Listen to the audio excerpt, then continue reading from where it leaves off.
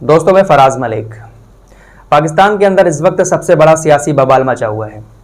एक बार फिर से पाकिस्तान का कोई भी प्रधानमंत्री अपना कार्यकाल पूरा नहीं कर पाया। रात 12 बजे इमरान खान ने अपनी कुर्सी गंवा दी। पाकिस्तान के अंदर एक बार फिर से नया प्रधानमंत्री बनने जा रहा है, जो पूर्व प्रधानमंत्री नवाज शरीफ का भाई शहबाज शरीफ है। आखिर ऐसा क्या हुआ पाकिस्तान के अंदर जो इमरान खान को अपनी कुर्सी गंवानी पड़ी?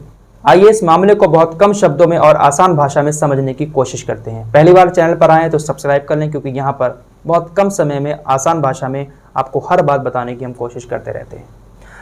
दोस्तों, नवाज शरीफ वही हैं जिनको लेकर हमारे देश के प्रधानमंत्री नरेंद्र मोदी जी के ऊपर तंज कसा जाता है कि प्रधानमंत्री रातों रात नवाज शरीफ के साथ बैठकर बिरयानी खाकर आए थे। तो इमरान खान से पहले इन्हीं की वहां पर सरकार थी। नवाज शरीफ की पार्टी जो है वो बहुत बड़ी राजनीतिक पार्टी के तौर पर पाकिस्तान के अंदर पहचान रखती है। खानदानी पार्टी है, लेकिन इमरान खान एक नए थे राजनीति में, क्योंकि वो क्रिकेटर थे। उनका कोई राजनीतिक बैकग्राउंड इतना बड़ा नहीं था, लेकिन फिर भी सत्ता परिवर्तन हुआ और पूरी बहुमत के साथ अपनी सरकार इमरान खान ने पाकिस्तान के अंदर बना ली। इमरान खान की सरकार बनने के बाद ये जितनी भी पार्टियां थी वो लगातार इमरान खान को कहीं ना कहीं घेरती हुई नजर आती थी। फिलहाल कुल मिलाकर मामला यहां तक पहुंचा कि इमरान खान के ऊपर भ्रष्टाचार के बहुत सारे आरोप लग गए। नौबत यहां तक आ गई कि दूसरी पार्टियों ने इस्तीफे की मांग कर दी, लेकिन इमरान खान इस्तीफा नहीं दे रहे थे। इसके बाद एक और नया पैंतरा आजमाया इन पार्टियों ने। इन्होंने एक याचिका दायर की सुप्रीम कोर्ट में और कहा कि अविश्वास प्रस्ताव कराया जाए।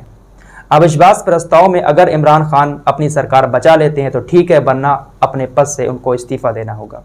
आपको बता दें, ये जो अविश्वास प्रस्ताव होता है ये नेशनल असेंबली में होता है, और नेशनल असेंबली के जितने भी सदस्य होते हैं, एक तरह से अपने यहाँ के सांसद मान लो, जितने भी सांसद होते हैं तो उनकी वोटिंग कराई जाती है कि वो किस पार्टी के साथ जाना चाहते हैं, चाहे वो विपक्ष के हों चाहे वो सरकार के हों। तो इसी अविश्वास प्रस्ताव को लेकर 8 मार्च की डेट लगी, लेकिन जो स्पीकर होते हैं नेशनल असेंबली के, उन्होंने अविश्वास प्रस्ताव नहीं कराया, इसको रद्द कर दिया। जब 25 मार्च को नेशनल असेंबली के स्पीकर ने इस अविश्वास प्रस्ताव को रद्द कर दिया, उसके बाद सुप्रीम कोर्ट की एंट्री होती है। सुप्रीम कोर्ट ने सख्त आदेश दे दिए कि 9 अप्रैल तक अविश्वास प्रस्ताव पर नेशनल असेंबली में वोटिंग करनी ही करनी है, चाहे कुछ भी हो। अगर वोटिंग नहीं होती है तो फिर उसके बाद सुप्रीम कोर्ट एक्शन लेगा।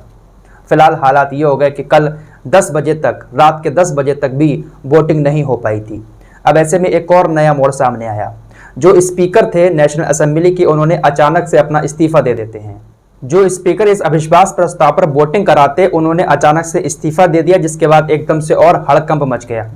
सुप्रीम कोर्ट भी रात में खुल गया, हाई कोर्ट भी रात में खुल गया। पाकिस्तान की पुलिस फोर्स भी नेशनल असेंबली के बाहर तैनात हो गई। एयरपोर्ट पर अलर्ट जारी कर दिया गया कि कोई भी नेता देश छोड़कर नहीं भागेगा। सुप्रीम कोर्ट ने आदेश दिया कि अगर 12 बजे तक वोटिंग हो जाती है तो ठीक है, वरना फिर हम एक्शन लेंगे। फिलहाल जैसे ही नेशनल असेंबली के स्पीकर ने इस्तीफा दिया, ये इमरान खान के काफ़ी करीबी थे, तुरंत ही एक नया स्पीकर वहां पर नियुक्त कर दिया गया, जो कि नवाज शरीफ की पार्टी की तरफ से था। नए स्पीकर की नियुक्ति होने के बाद जैसे ही नेशनल असेंबली में वोटिंग की कार्रवाई शुरू हुई, इमरान खान अपने सभी सदस्यों के साथ वहां से निकल लिए। वहां पर सिर्फ विपक्ष के ही सदस्य बचे और इमरान खान के खिलाफ 174 लोगों ने वोट डाला। आपको बता दें कि पाकिस्तान के अंदर नेशनल असेंबली में 342 मेंबर हैं, जिसमें से 174 मेंबरों ने इमरान खान के खिलाफ वोट डाला। इसमें से कुछ इमरान खान की खुद की पार्टी के लोग भी थे, जिन्होंने इमरान खान का साथ छोड़ दिया। इमरान खान जब नेशनल असेंबली से बाहर निकले तो उनके बहुत सारे समर्थक वहां पर मौजूद थे, जो हंगामा कर रहे थे। भारी पुलिस फोर्स वहां पर तैनात कर दी गई। साथ ही साथ एयरपोर्ट पर भी ये ऑर्डर जारी कर दिए गए हैं कि जब तक नई सरकार नहीं बन जाती, कोई भी नेता देश छोड़कर नहीं भागेगा, क्योंकि बहुत सारी चीज़ें ऐसी सामने आ रही हैं कि जिसके चलते हुए जो वहाँ के नेता लोग हैं उनके ऊपर भ्रष्टाचार के आरोप हैं, मुकदमे चल रहे हैं, तो हो सकता है कि वो लोग देश छोड़कर भाग जाएं। इसलिए बिना NOC दिए कोई भी नेता देश छोड़कर नहीं जा सकता। इमरान खान ने अपना प्रधानमंत्री आवास भी छोड़ दिया है और वो अपने घर पर चले गए हैं। अब ऐसे में ये बातें भी बहुत चल रही हैं कि इमरान खान को जेल भी होगी, क्योंकि इमरान खान ने इस्तीफ़ा देने से पहले एक शर्त ये भी रखी थी कि मैं इस्तीफ़ा दे दूंगा, लेकिन मेरी शर्त ये है कि जो शहबाज शरीफ प्रधानमंत्री बनना है, इसको प्रधानमंत्री ना बनाया जाए और मुझे जेल के अंदर भी ना डाला जाए।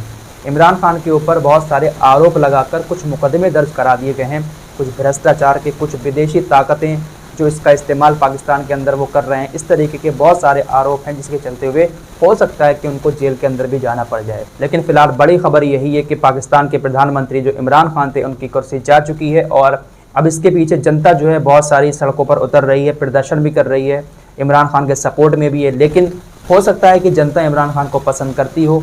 अब जो नेता लोग हैं वोट तो उन लोगों ने दिया है ना, जनता शायद हो सकता है पसंद करती हो, लेकिन नेता लोगों ने इमरान खान का साथ छोड़कर उस पार्टी को चुना, जिसके बाद इमरान खान की सत्ता वहां से गिर गई। तो एक बार फिर से पाकिस्तान का कोई भी प्रधानमंत्री इस तरीके से अपना कार्यकाल पूरा नहीं कर पाया। अविश्वास प्रस्ताव के दौरान पहली बार पाकिस्तान के अंदर किसी भी प्रधानमंत्री के खिलाफ वोटिंग हुई है और उसको अपनी सत्ता छोड़नी पड़ी है। इससे पहले जो प्रधानमंत्री अपना कार्यकाल पूरा नहीं कर पाए थे उन लोगों ने बाकायदा इस्तीफा दे दिया था अपने कार्यकाल से पहले ही, लेकिन इमरान खान को अविश्वास प्रस्ताव के बाद ही हटाया गया है। फिलहाल इस रिपोर्ट में इतना ही। मिलते हैं एक और नए वीडियो के साथ, तब तक के लिए अपना ख्याल रखें।